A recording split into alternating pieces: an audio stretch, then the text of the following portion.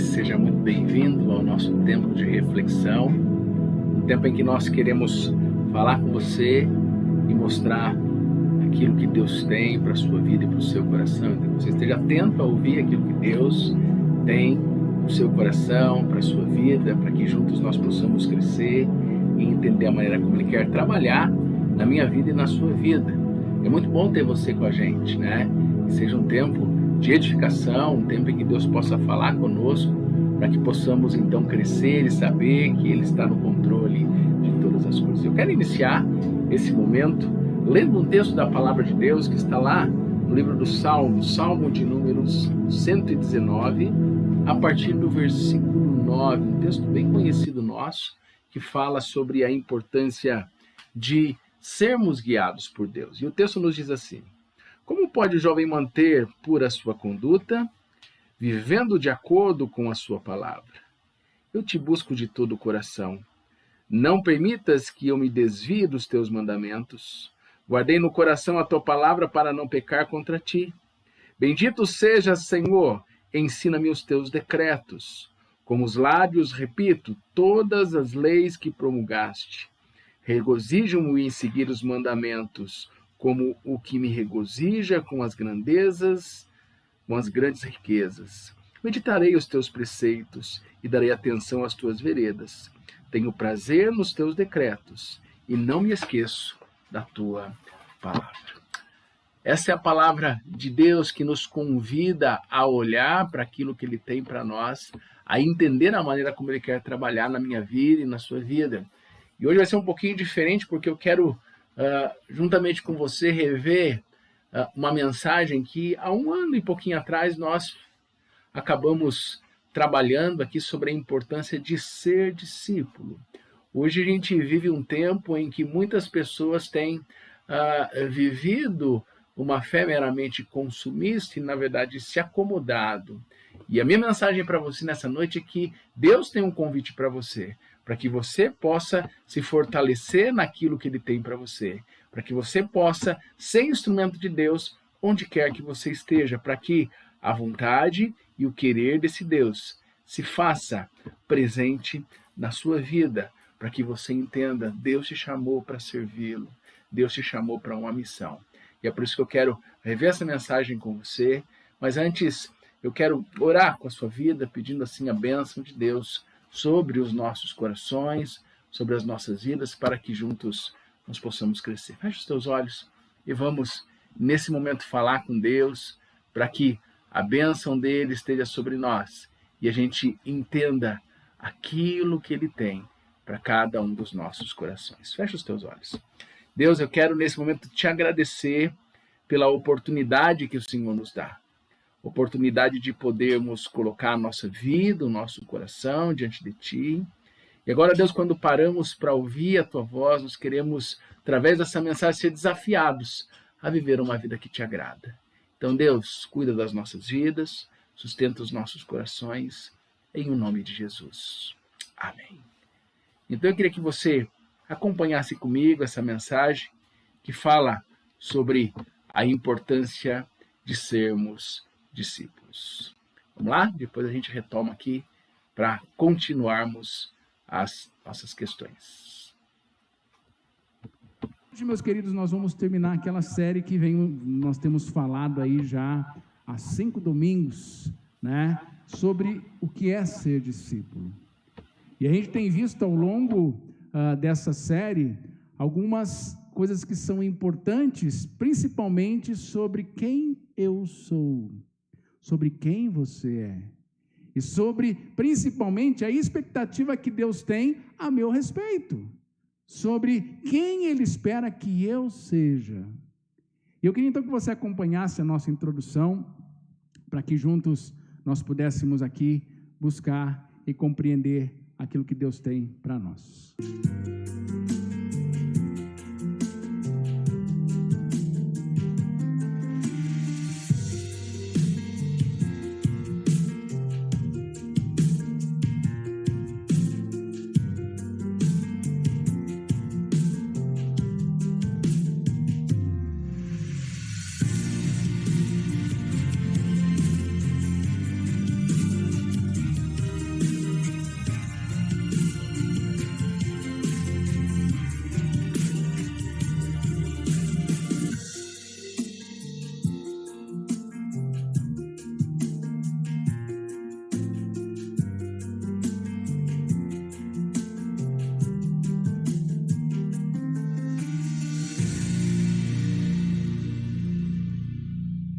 pensando justamente na maneira como nós lidamos com as questões do nosso coração, que nós precisamos trazê-las e, acima de tudo, entender a maneira como nós precisamos lidar com essas questões.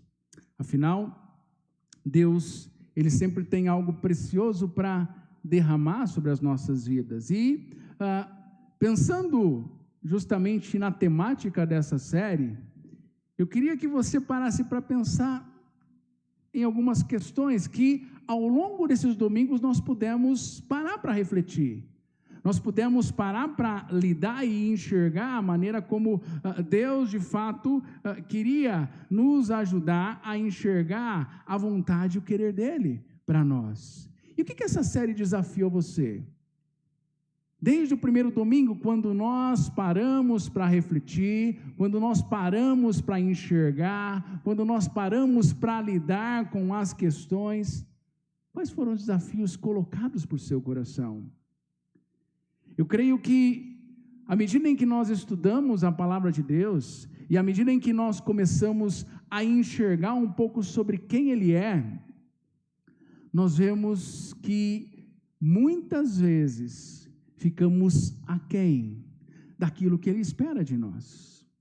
E eu creio que, nesses domingos, nós pudemos ver a importância de nós caminharmos, e a partir daí, então, olhar de uma forma muito sincera sobre que tipo de comportamento eu tenho tido, sobre que maneira eu tenho vivido a minha fé, a minha vida, principalmente no aspecto de conseguir enxergar a vontade de Deus para mim. E, acima de tudo, tentar entender nesse processo sobre se eu sou discípulo ou eu sou meramente um religioso. Sobre se a minha vida tem de fato falado ao meu coração e ao coração das pessoas que me cercam, ou simplesmente ela tem perdido de vista a importância de nós caminharmos e de nós entendermos. Uma outra questão importante nesse processo é que, ao longo dessas semanas, nós pudemos ser desafiados sobre qual é a relação que temos então buscado com a palavra de Deus. E a partir daí, a maneira como nós precisamos trilhar esses passos, entender o que Deus espera de nós. Entender a maneira como Deus espera que eu e você possamos caminhar. E, acima de tudo, saber quem Ele é. Até porque uma das coisas importantes nesse processo é o que, ao longo desta série, me fez refletir. O que, ao longo dessa série, eu pude olhar para a minha vida e talvez enxergar como está a minha relação com Deus. À medida em que o tempo passou, à medida em que as coisas passaram, como você encarou com tudo isso? E aí, só para a gente relembrar alguns pontos, nós vimos durante essas últimas 5 semanas, basicamente, como Jesus, Ele fazia discípulos. Como Jesus, Ele trabalhava na vida das pessoas. Como Jesus, Ele chamava os seus discípulos, e à medida em que Ele chamava, Ele ia trabalhando. Ele ia manifestando a graça de Deus na vida daquele povo. E mais, nós vimos que não havia nenhuma forçação de barra, pelo contrário. A maneira como Jesus trabalhava com aquelas pessoas era simplesmente um processo natural. Era um processo no qual, em diferentes momentos, Jesus, Ele trazia as pessoas para junto de si.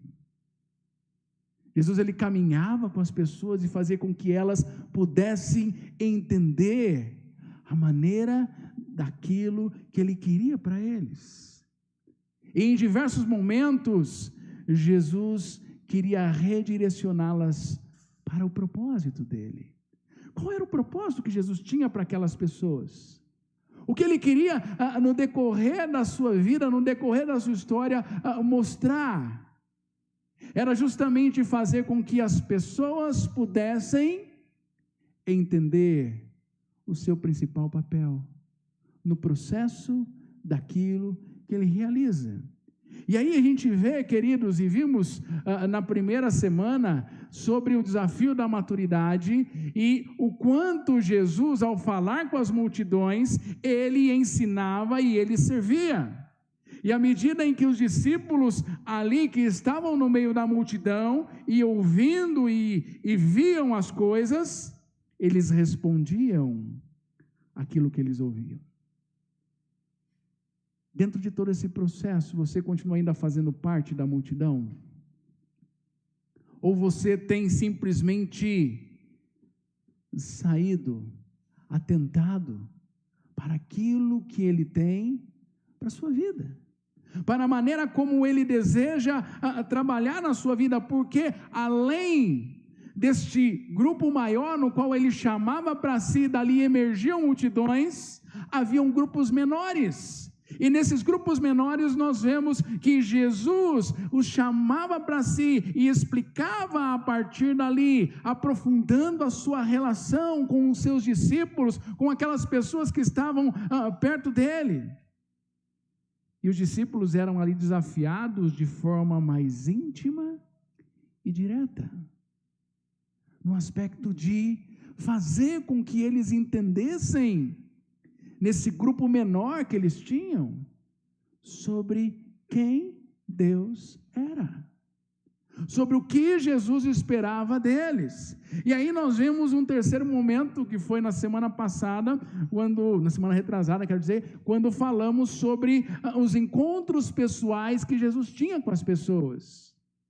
E quem lembra do jovem rico? Quando ele chega para aquele jovem e diz para aquele jovem: filho, você tem vivido uma vida apenas de religiosidade. Filho, você tem vivido uma vida na qual a sua fé não tem sido colocada em prática. E assim como ele, Jesus, tem outras conversas que eram conversas cruciais, conversas que desafiavam as pessoas ou a mudarem de vida ou simplesmente abandonar aquilo que Jesus queria da vida delas. E aí você vê que eram momentos marcantes e decisivos na história daquele povo. E tudo isso para quê? Para que os discípulos pudessem compreender a importância da obediência. E à medida em que as pessoas obedeciam, à medida em que as pessoas enxergavam o que Jesus queria, eles passavam a compreender o que Deus queria para a vida deles. Ou seja, muito mais do que estar ali preso a um conceito, Jesus queria direcioná-los naquilo que eles precisavam então buscar. E à medida em que eles desenvolviam a sua história, eles entendiam o que Deus queria para a vida deles. Agora, hoje, queridos, nós queremos falar especificamente, depois de ouvir todo esse processo, sobre a missão pela qual Jesus tem colocado diante de nós.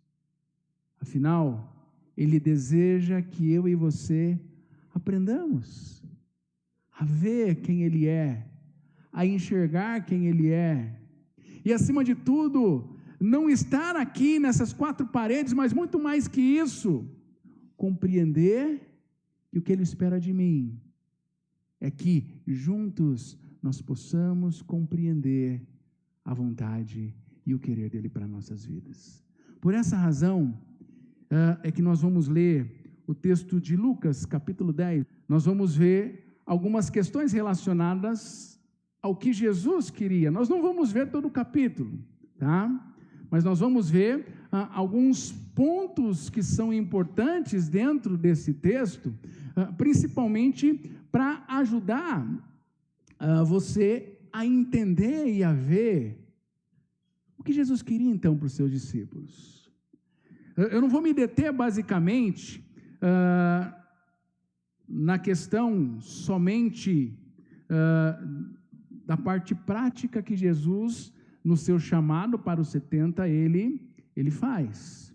E aí, eu queria, dentro desse processo, quando nós vamos para Lucas, no capítulo de número 10, nós vemos um momento em que Jesus chama agora um povo para que pudesse praticar o que ele havia ensinado. E se nós formos do versículo 1 ao versículo 24 de Lucas 10, nós podemos aqui dividir esse capítulo em 3 coisas importantes aqui. Do versículo 1 ao versículo 4, nós vemos aqui alguns princípios que são norteadores. Ou seja, Jesus dá algumas diretrizes para que aqueles discípulos agora, que entenderam o chamado, que entenderam quem Deus é, que entenderam a medida como Ele quer trabalhar na vida deles, Jesus faz com que a vida e a história daquelas pessoas possam ser evidentes. E aí, dentro desse processo, nós vemos que há algumas ações que Jesus espera dos seus discípulos, que são algumas ações distintivas, que é justamente esse ponto que nós vamos pegar no texto, no capítulo 5, do versículo 5 ao versículo de número 16. E do versículo 17 ao versículo 24, nós vemos ali os resultados que eram ali colocados diante da missão que aqueles 70 fizeram. Agora, é importante, meus queridos, nós entendermos que nenhum de nós é chamado para ficar apenas assistindo as coisas acontecerem. Nenhum de nós é chamado a viver uma vida ou uma fé meramente teórica. Nenhum de nós é chamado a estar apenas em 4 paredes e a dizer, nossa, isso tem feito ou falado muito comigo, mas é onde Deus vai nos desafiando, é onde Deus vai trabalhando em nossas vidas, é onde Deus vai manifestando a sua graça. E aí, voltando para alguns princípios norteadores que eu queria, dentro desse processo, mostrar para você, tá? Para que você compreenda, você vai ver que nesses princípios norteadores, no verso 1, basicamente, Jesus, ele fala da abrangência. No Evangelho de Lucas, no capítulo 9, Jesus havia dado instrução para os seus discípulos. Vocês aprenderam até aqui como eu vou fazer. Mas agora no capítulo 10 ele envia os 70. Em algumas versões 72. Para quê?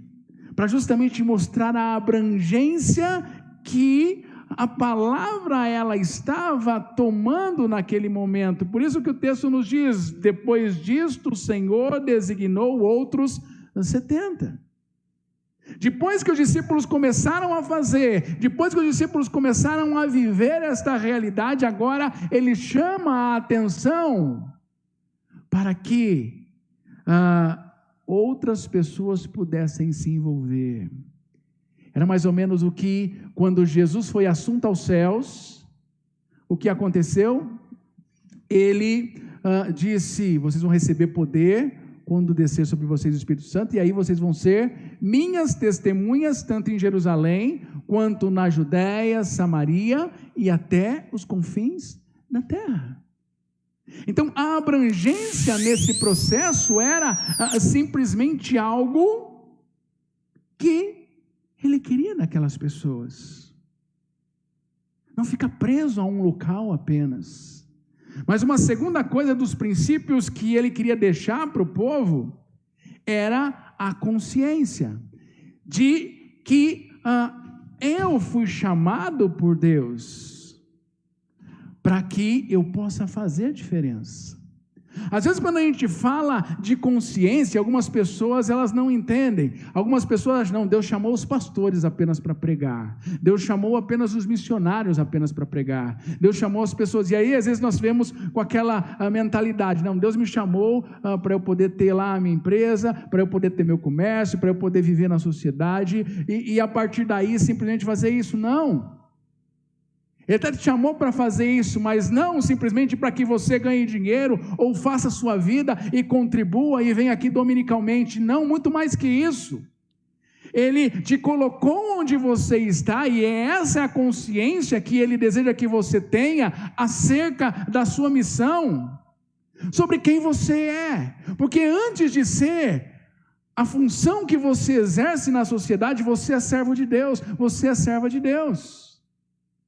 E é aí então onde nós precisamos entender que Ele espera que não fiquemos de braços cruzados, mas possamos sim ter a consciência de que Ele nos envia, de que Ele nos manda simplesmente fazer a diferença. Se a sua vida ela se resume em você achar que simplesmente a sua função na sociedade é ganhar dinheiro, é você ter ali a sua vida tranquila, você está se enganando. É Deus quem te dá os recursos, e é onde Ele deseja que você use esses recursos para que você glorifique Ele. Ele não te coloca simplesmente em qualquer lugar. Se você exerce uma função dentro da sociedade, dentro da empresa que Deus te deu, ou como empregado, é porque Ele quer que você seja instrumento dEle lá. Já parou para pensar? Se em todos os meios da nossa sociedade nós tivéssemos realmente discípulos e não religiosos, como o Brasil seria diferente? Como o mundo seria diferente? Como as pessoas teriam um compromisso maior com a consciência delas entenderem aquilo que Deus realmente deseja para a vida delas?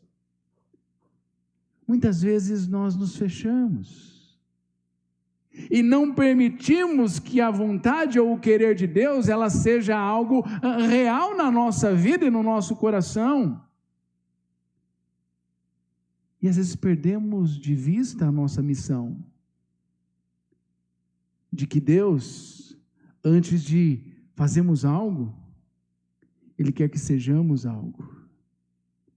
Mas um terceiro princípio que Ele mostra para nós aqui, é o princípio da mutualidade. E quando a gente pensa em mutualidade, nós vamos ver simplesmente que, ao enviar os 70, eles não vão sozinhos.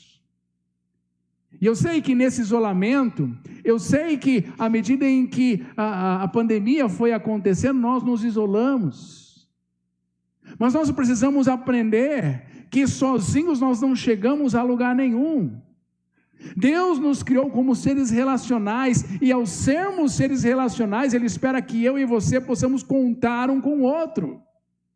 Porque é onde vamos nos animar, é onde vamos caminhar juntos, é onde vamos crescer. Às vezes nós falamos, não, mas eu não quero levar problema, não, mas eu não quero. Queridos, ser igreja, ser discípulo de Jesus, é justamente entender que o nosso projeto, ou o projeto de Deus para nós, é caminharmos lado a lado. Por isso Deus espera que nós busquemos desenvolver a vontade e o querer dEle. Mas um quarto princípio norteador que nós precisamos ter é a questão da antecipação. Se você olhar no final do versículo, ele vai dizer o seguinte: para que o precedessem em cada cidade e lugar aonde ele estava para ir. Ou seja, ele manda os 70 para justamente antecipar a mensagem.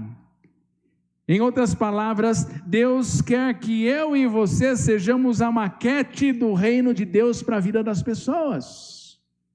Deus quer que eu e você sejamos diante de uma sociedade corrupta e uma sociedade que precisa enxergar a vontade e o querer de Deus. Deus espera que nós possamos, a partir daqui, entender o que Ele espera de nós.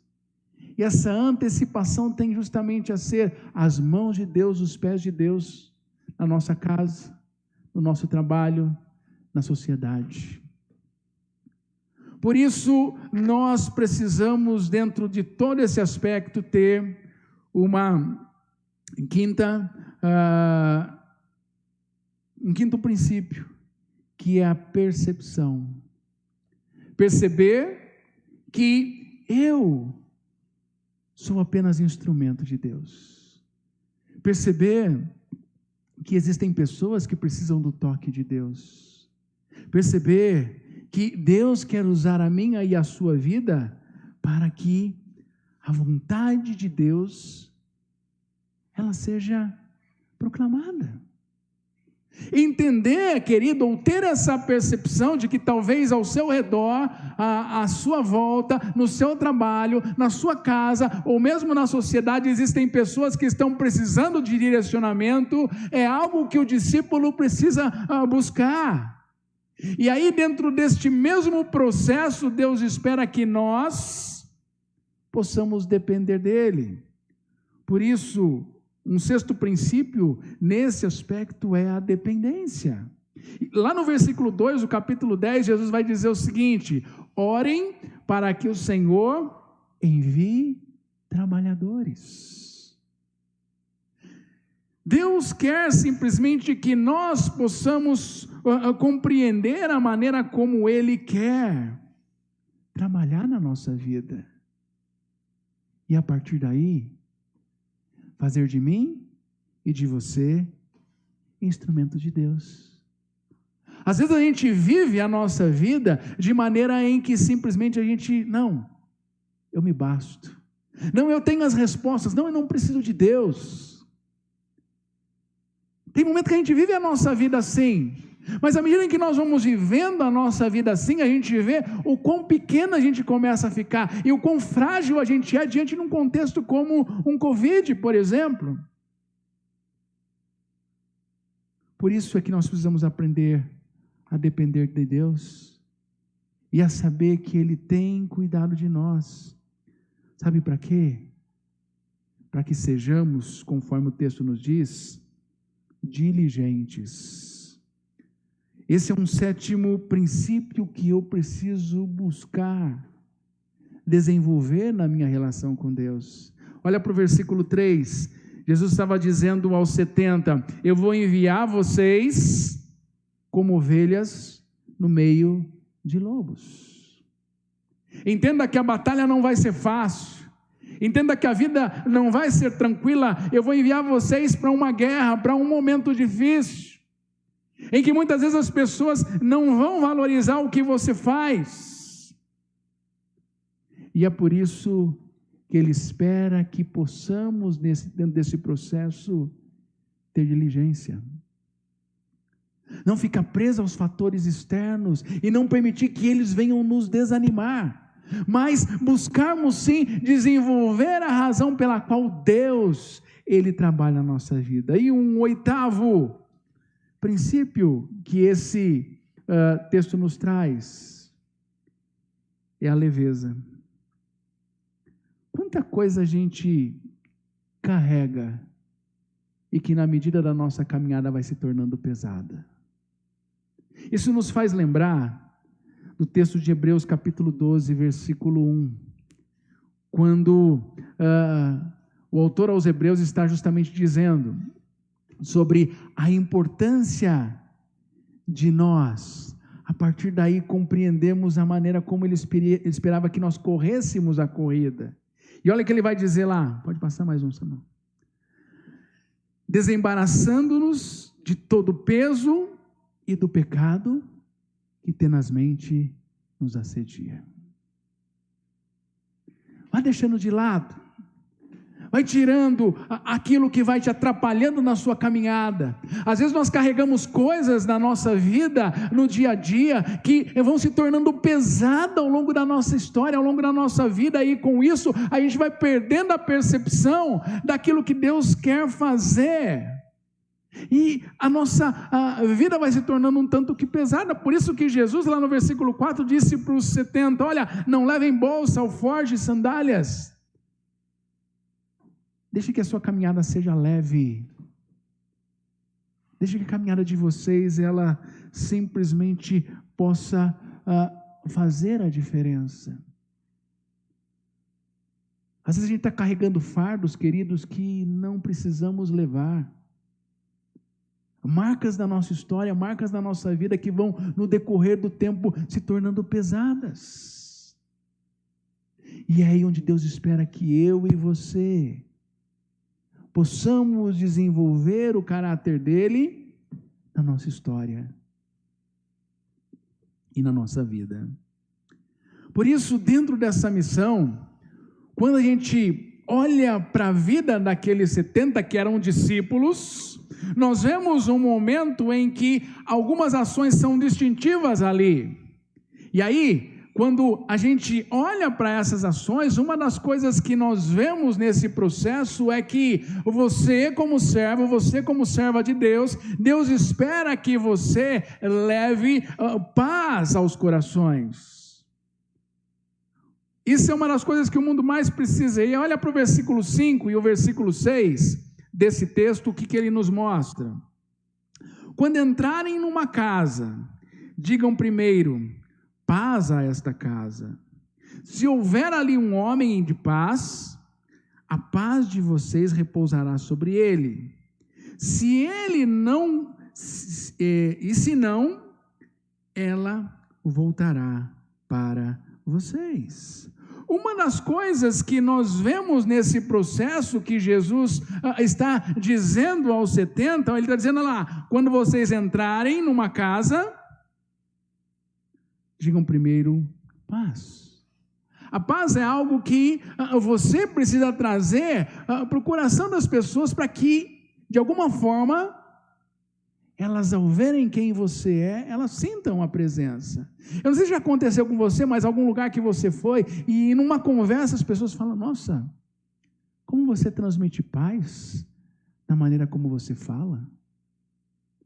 Nossa, como você é alguém que tem tranquilidade, por quê? O que te faz viver essa maneira e a partir daí fazer com que você compreenda quem Deus é? É justamente fazendo com que essa paz ela possa estar presente em você. Por isso que Jesus está dizendo a eles, olha, quando vocês entrarem numa casa, digam primeiro, paz a esta casa. Eu estou aqui para trazer paz para vocês. Eu estou aqui para que a paz de Deus possa estar sobre vocês. E aí olha que ele diz, se houver ali um homem de paz, a paz de vocês repousará sobre ele. Mas se não, ela vai voltar para vocês. A paz é uma marca distintiva daquelas pessoas que têm o Senhor em seus corações.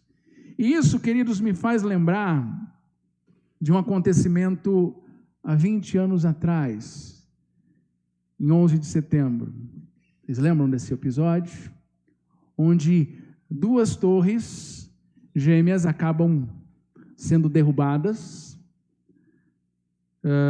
por membros de pessoas que eram intolerantes, e esses homens-bombas destroem cerca de centenas de pessoas que morreram.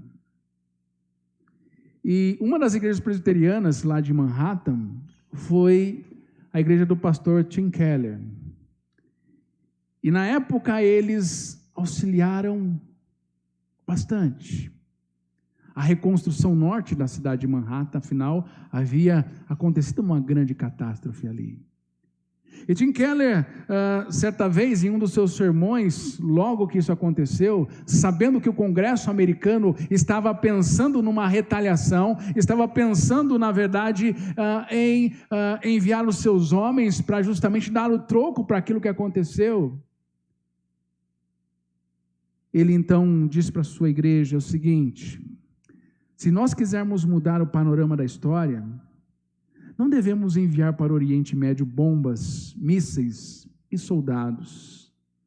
nós precisamos enviar médicos, professores e missionários. É isso que vai mudar a história daquele país. Enquanto alguns corações estavam com ódio, enquanto alguns corações estavam cheios de ressentimento, Tim Keller quer justamente mostrar para a sua igreja, isso não vai resolver o problema, isso vai criar mais um problema. E talvez trazendo isso para a nossa vida, a gente às vezes é assim. A gente age de uma forma em que simplesmente nós queremos que as coisas aconteçam da nossa maneira. E se alguém nos fez algo de errado, eu vou dar o troco. Se alguém fez isso, eu vou também fazer da mesma forma. Não é isso que Jesus está dizendo. Jesus está dizendo que aquele que é discípulo dele, ele não paga com a mesma moeda, mas ele vem para justamente trazer paz ao coração daquelas pessoas. Por isso ele vai dizer, se houver ali um homem de paz, a paz de vocês vai repousar sobre ele. Você consegue entender essa percepção? A gente tem que entender, queridos, que a paz é a necessidade última de todo homem, de todo ser humano. Quem que não quer ter paz aqui? Quantas pessoas às vezes eu ouço e vejo a pessoa simplesmente trazendo para mim, nossa, eu queria tanto ter a paz que você tem, eu queria tanto ter a tranquilidade que você tem diante das circunstâncias difíceis. Somente aquele que é discípulo do Senhor Jesus é que consegue caminhar, entender o que essa paz realmente ela representa. Por isso que Paulo, lá na sua segunda carta aos Coríntios, no capítulo 5, ele vai dizer que nós somos embaixadores da reconciliação. Nós temos um ministério da reconciliação que foi entregue a mim e a você. Por isso, onde quer que você possa ir, a paz de Deus, ela precisa estar presente. E sabe de uma coisa, meus queridos? A gente tem vivido um tempo difícil, principalmente quando a gente fala de política. Nós vemos pessoas armadas de ambos os lados, lutando por ideologias, lutando simplesmente para que a ideologia dela seja a mais pregada. E às vezes ela não utiliza tanto uma palavra quanto ela defende a ideologia dela. Mas o que nós devemos fazer diante de ideologias, direita e esquerda, que não vão trazer respostas? Nós precisamos ter e ser agentes de paz. Olha o que Paulo disse aos Romanos no capítulo 12, versículo 18 até o 21. Ele vai dizer assim: façam todo o possível para viver em paz com todos. Nunca procurem vingar-se, mas deixem com Deus a ira. Ao invés de você pagar na mesma moeda, a pessoa me fez mal, uma pessoa me falou isso, eu vou também fazer isso com ela, eu vou pagar na mesma moeda. Ele diz, não. Ele está dizendo no versículo 19, não se deixe vencer pelo mal, mas vença o mal com o bem. Aí você vai dizer, mas não é com você. Não sou eu que estou dizendo, é a Bíblia que está dizendo. Você pode até ficar bravo. Mas a Bíblia está dizendo que eu, como discípulo de Jesus, você, como discípulo de Jesus, precisa ser o agente da paz. Precisa ser alguém que leve adiante a paz do Senhor aos corações, não só simplesmente num cumprimento, que às vezes eu vejo, olha o pessoal dizendo a paz de Deus, a paz do Senhor, e a gente às vezes faz isso como um jargão apenas. Muito mais do que dizer, eu preciso ser essa paz personificada na vida das pessoas. E para isso, meus queridos, eu preciso ser boca de Deus, instrumento de Deus, para que as pessoas compreendam quem Ele é. E para que quando você chegar, elas possam dizer, eu vejo um agente da paz. Eu vejo alguém que realmente tem feito a diferença. Mas veja que, ainda olhando para o nosso texto, agora no versículo 7 e versículo 8, além da paz que um discípulo de Jesus precisa trazer consigo, uma outra ação distintiva, e aí você pode olhar aí no versículo 7 e versículo 8, olha que ele vai dizer: fiquem naquela casa, e comam e bebam o que lhes derem, pois o trabalhador merece o seu salário. Não fiquem mudando de casa em casa. Quando entrarem numa cidade e forem bem recebidos, comam o que for posto diante de vocês. Sabe o que isso representa? E aí é importante você desconectar um pouquinho a nossa cultura, porque quando naquela época você não tinha hotéis para simplesmente as pessoas se hospedarem, as pessoas ficavam na casa uns dos outros. E mais, quando a pessoa ficava na casa do outro, ela era convidada para estar ali, ela era convidada para cear junto com aquelas pessoas. Sabe o que acontecia? Era o mesmo que aquela pessoa se tornasse amigo naquela região, ou lá no Oriente Médio, em todos, para o oriental em si, convidar para um banquete, ou convidar para uma refeição, ou mesmo dizer para a pessoa: você é meu amigo, você é alguém importante para mim.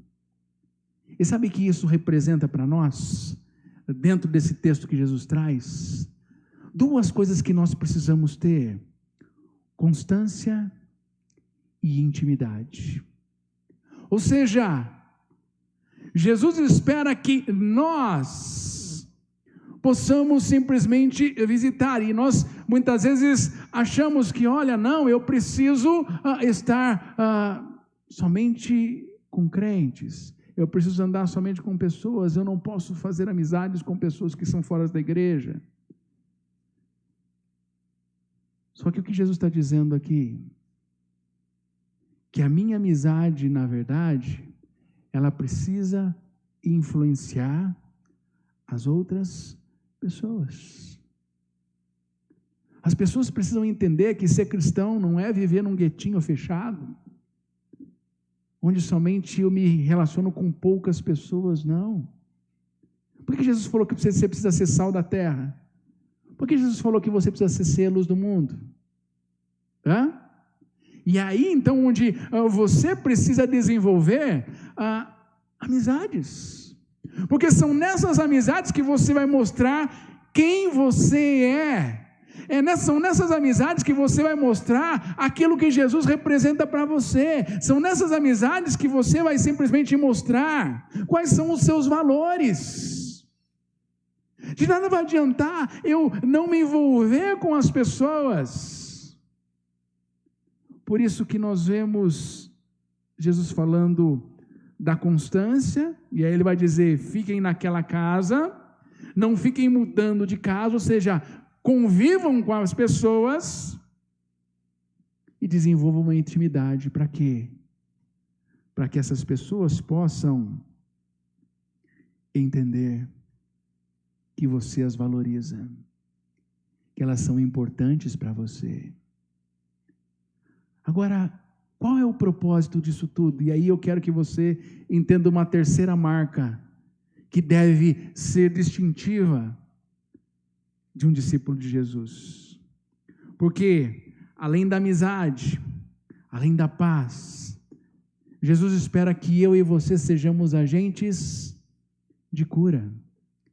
E aí olha o que ele vai dizer lá no versículo de número 9: curem os doentes que ali houver, e digam-lhes: o reino de Deus está próximo de vocês. Ou seja, você está na casa de alguém, você está se relacionando com alguém, Jesus está dizendo, então, você agora vai ser instrumento de Deus para a cura daquela família, para a cura daquela casa, para a cura daquelas pessoas que você está ali desenvolvendo. Por isso, o propósito aqui do cultivo da amizade, da constância e da intimidade é para que essa cura ela possa acontecer. E acontecer sim na vida das pessoas, e acontecer sim na vida daquelas pessoas que estavam ali e simplesmente estão vivendo a maneira de Deus.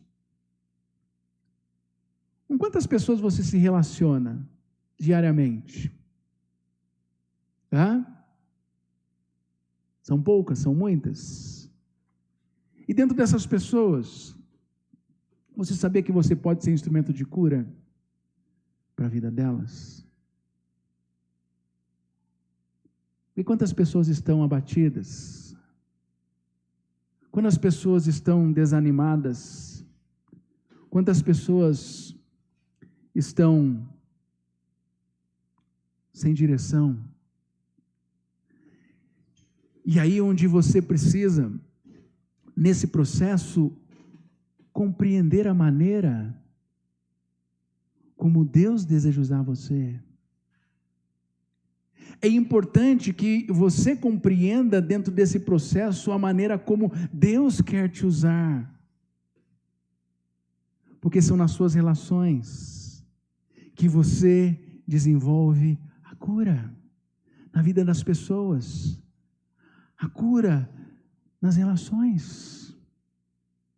Às vezes Deus vai te usar para ser instrumento dele na relação de casais, na relação de amigos, na relação de famílias, na relação de pais e filhos.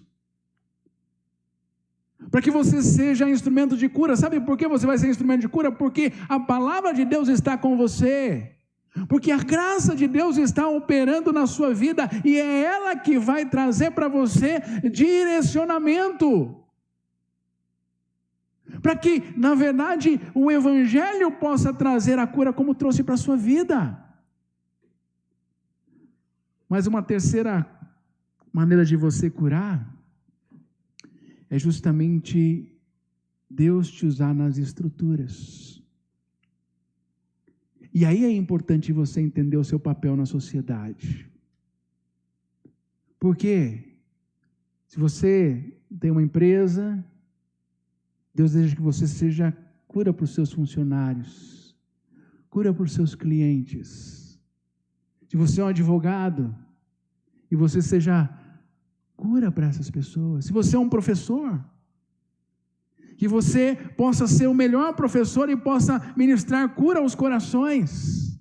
Você é um médico, você possa mostrar os valores do reino, mesmo quando de repente o seu trabalho não é valorizado, mesmo quando de repente você não é reconhecido, mesmo quando de repente você fala, poxa, eu não estou tendo o necessário. Mas você precisa fazer o seu melhor, sabe por quê? Porque Deus te coloca ali para fazer a diferença em meio às estruturas. Se nós tivéssemos, queridos, nas estruturas gerais do nosso país, dos ambientes da nossa sociedade, como seria o mundo hoje? Se lá no STF nós tivéssemos pessoas realmente voltadas para Deus, se em meio aos deputados, ministros, se em meio às empresas, ou mesmo nas autarquias públicas, tivéssemos discípulos e não religiosos. O grande problema é que as pessoas às vezes estão defendendo ideais meramente que não são o Evangelho. Se nós aprendêssemos que nós somos instrumentos de cura, se vivemos esta palavra, a nossa missão, ela será uma missão onde a bênção de Deus vai se fazer presente. E aí, Deus vai trabalhar nos corações. Ainda, indo para o versículo 10 e versículo 11, já chegando no final. Mas quando entrarem numa cidade e não forem bem recebidos, saiam por suas ruas e digam, até o pó da sua cidade, que se apegou aos nossos pés, sacudimos contra vocês. Fiquem certos disto, o reino de Deus está próximo. Uma outra distinção que você precisa entender dentro desse processo é que Deus te chama para fazer diferença. Deus quer que você aprenda que Ele não te chamou para ser mais um no meio. E eu queria que você visse essa distinção desses dois versículos, do versículo 10 e o versículo 8, parecem justamente falando de coisas diferentes. Quando ele diz, mas quando entrarem numa cidade e não forem bem recebidos, o que ele falou que tem que fazer? Bater os sapatos e ir embora. Mas olha no versículo 8, quando entrarem numa cidade e forem bem recebidos, você vai falar para eles, a paz esteja com vocês. Sobre o que ele está querendo mostrar aqui? Sobre o que ele está querendo dizer? Que a nossa vida, ela precisa ser o bom perfume de Cristo. E aí olha lá para a segunda carta de Coríntios, no capítulo 2, versículo 15 a 16. Pode mudar aí, pode mudar. Olha o que ele está dizendo aqui. Porque para com Deus, somos o aroma de Cristo entre os que estão sendo salvos e os que estão perecendo. Para estes somos cheiros de morte, para aquele, fragrância de vida. Sabe o que significa ser o bom perfume de Cristo? É dessa diferença que Jesus está dizendo ali, de você falar e a pessoa não ouvir, de você falar e a pessoa ouvir. E aqui, quando a gente vai para o contexto de 2 Coríntios, nós estamos vendo o momento em que Paulo, ele está presenciando uma parada que era muito famosa ali, que era chamada Parada do Triunfo, em que o exército romano vencedor ia caminhando, na frente iam os sacerdotes, aí depois os sacerdotes vinham ali, simplesmente os vitoriosos, o exército, e aquele incenso que vinha, era cheiro deles para o exército romano do quê? De vitória. Mas atrás do exército vencedor vinha o exército perdedor. E quando eles sentiam o cheiro representava o quê? A morte. É disso que Paulo está dizendo, a minha vida e a sua vida precisa fazer a diferença, sabe por quê? Porque é nessa diferença que nós vamos ser um cheiro de vida, em que as pessoas vão dizer, eu quero saber quem é o Deus que você serve, eu quero seguir o Deus que você segue, ou de repente as pessoas vão falar, não, eu não quero saber disso. Não adianta simplesmente eu ficar preso ao que eu quero apenas. Por isso, uma das coisas importantes nesse processo é desenvolvermos a palavra de Deus. E aí é que você precisa entender. Deus pede para que eu e você usemos as nossas palavras. Olha o que ele vai dizer no versículo 9 e no versículo 11. Digam-lhes, o reino de Deus está próximo de vocês. Digam, fiquem certos disso, o reino de Deus está próximo. Eu preciso falar. É certo que muitas vezes a gente fala assim, não, mas as minhas atitudes já estão falando. Não, as minhas atitudes já estão mostrando quem Deus é. Eu sei que você de repente falou, olha, prega o evangelho, se possível use palavras. Sim, mas as palavras são necessárias. Não adianta você simplesmente falar, não, as pessoas vão reconhecer quem eu sou. Tem momentos em que eu preciso falar, e é o que Jesus está dizendo para aquele povo, digam-lhes, o reino de Deus está próximo. O reino do Senhor está vindo. E é tendo essa certeza de que as palavras, elas precisam entrar nos corações, é onde nós vamos conseguir enxergar, meus queridos, esse processo para crescermos e amadurecermos, até porque, dentro do que Deus vem falando para nós, é onde a nossa vida passa a ser instrumento para o outro. Quantas pessoas acham que não são merecedoras do que Deus tem para elas? Porque talvez elas até acreditem em Deus, Elas até acham que Deus existe, mas Deus não vai olhar para mim que sou tão pecador. Mas é aí que eu e você precisamos ser instrumentos de Deus e mostrar a palavra de Deus, dizendo para ela: ei, posso te dizer uma coisa? Tenho uma boa notícia para você. Deus está ao seu lado. Deus está com você. Ei, posso te dizer uma coisa? Deus se importa com você. E a pessoa talvez possa olhar: mas comigo? E quem eu sou? E o que eu faço? Como que esse Deus se importa comigo? É por isso, queridos, que nós precisamos ser e trazer essas palavras de boas novas aos corações, porque é através disso que a palavra de Deus começa a ser mostrada. Por essa razão, e aí eu encerro, eu queria ler com você Romanos capítulo 10, versículo 13 e versículo 14. Olha o que o texto nos diz: porque todo aquele que invocar o nome do Senhor será salvo. Pois como invocarão em quem não creram? E como crerão naquele em quem não ouviram falar? E como ouvirão se não houver quem pregue? O que eu quero que você saia daqui pensando comigo é que Deus quer fazer de você um discípulo, um instrumento nas mãos dele. Deus quer fazer de você alguém que seja porta-voz da verdade, alguém que seja porta-voz de algo que transforma e que muda a vida.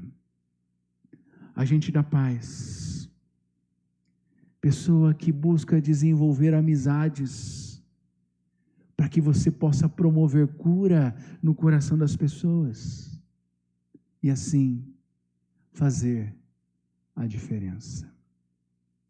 Eu queria que você fechasse os seus olhos neste momento, e a partir daqui você pudesse pensar um pouquinho, dentro de tudo que a gente viu, de tudo que a gente falou.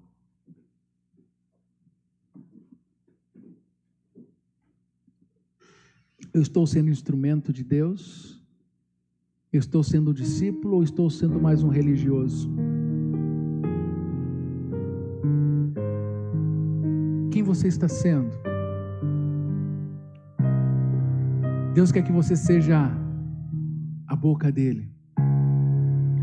Deus quer que você seja aquele que vai fazer a diferença, o agente da cura, aquele que veio trazer paz. Aonde quer que você pisar, as pessoas possam sentir a paz de Deus que está em você, que está no seu coração. E se de repente você chegou à conclusão de que a sua vida não tem feito nenhuma diferença, é momento de você trazer diante de Deus a vontade e o querer dele para a sua vida. Fecha os teus olhos. Eu queria que você pudesse colocar a sua vida na presença desse Deus, e você pudesse entender quem ele é e a maneira como ele deseja trabalhar na sua vida e no seu coração. Meu Deus e meu Pai, nós te louvamos e te engrandecemos, porque a tua palavra, ela tem sido uma palavra que transforma a nossa vida e o nosso coração. Uma palavra, ó Deus, que muda quem somos. Uma palavra que tira-nos da nossa zona de conforto. E nós aqui, ó Deus, não queremos que simplesmente, ó Deus, o Senhor seja aquele que faça, ó Deus, algo apenas exterior, mas que mude o nosso coração. Talvez, meu Deus, estejamos vivendo uma vida tão religiosa, uma vida sem a tua presença, sem o toque do Senhor, sem o poder do Senhor. Então eu quero nesse momento pedir ao Senhor, Deus, visita cada coração, dá-nos uma razão pela qual estamos aqui, de fazermos a diferença, de buscarmos desenvolver e sermos agentes de cura, de paz para a nossa família, para a nossa sociedade, onde as polarizações têm, ó Deus, trazido tanto ódio. E juntos, ó Deus, possamos ser instrumentos do Senhor, para que o teu nome seja exaltado e glorificado, ó Deus. Então, a começar em mim, muda o que precisa ser mudado aqui dentro, tira todo egoísmo do meu coração, ó Deus, e me ajuda a olhar para aquilo que o Senhor tem. Me ajuda, Deus, a enxergar a tua vontade e o teu querer para nós. Esta é a nossa oração.